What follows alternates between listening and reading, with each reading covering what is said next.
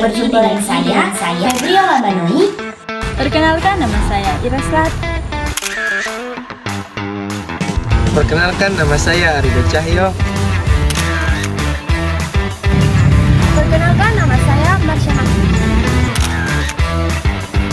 Selamat siang, perkenalkan nama saya Jessica, saya dari kelompok 2. Di video kali ini saya akan membuat video tentang mereaksi video dari kelompok 3 tentang fakta penting dalam kehidupan berpolitik, yaitu bagaimana perbedaan pandangan antar elit politik sering mengalami konflik dan persaingan antar pemerintahan, dan juga membahas pertanyaan-pertanyaan penting serta melihat isi video dari kelompok 3 tersebut.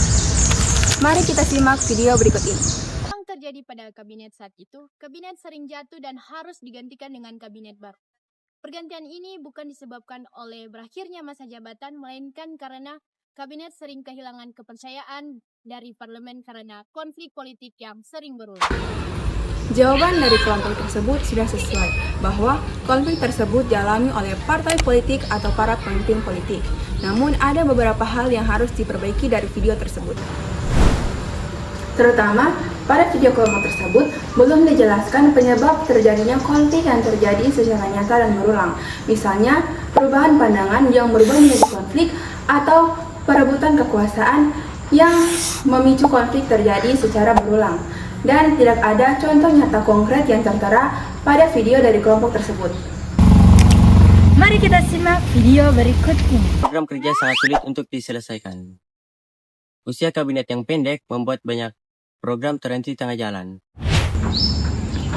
Jawaban dari kelompok disebutkan bahwa program kerja yang bisa terkena dampaknya karena usia kabinet yang pendek membuat program kerja berhenti di tengah jalan. Namun, ada beberapa dari video tersebut yang harus ditambahkan, seperti video tersebut belum menjelaskan bagaimana jika rakyat dan video tersebut tidak ada ilustrasi atau contoh nyata dari dampak langsung terjadi seperti kebijakan yang tertunda atau program apa saja yang pembangunannya tidak maksimal.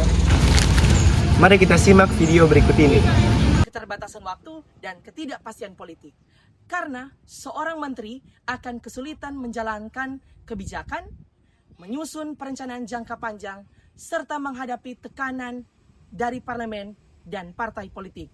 Dan juga program kerja yang sudah disusun dengan begitu baik akan gagal karena belum terlaksanakan. Karena seperti pada video yang dijelaskan, konflik tersebut menciptakan ketidakpastian yang membuat program-program strategis nasional terbengkalai. Ketika pembangunan macet dan pelayanan publik terganggu akibat elit yang sering menjatuhkan, muncul ketidakpuasan sosial yang dapat memecah belah solidaritas antar elemen bangsa. Video tersebut sudah bagus dalam menjelaskan dampak teknis pemerintahan, namun harus diperdalam pada dampak sosial dan politik terhadap keutuhan negara. Pada kesempatan kali ini, marilah kita menyimak sama-sama video berikut ini. Ketidakstabilan pemerintahan.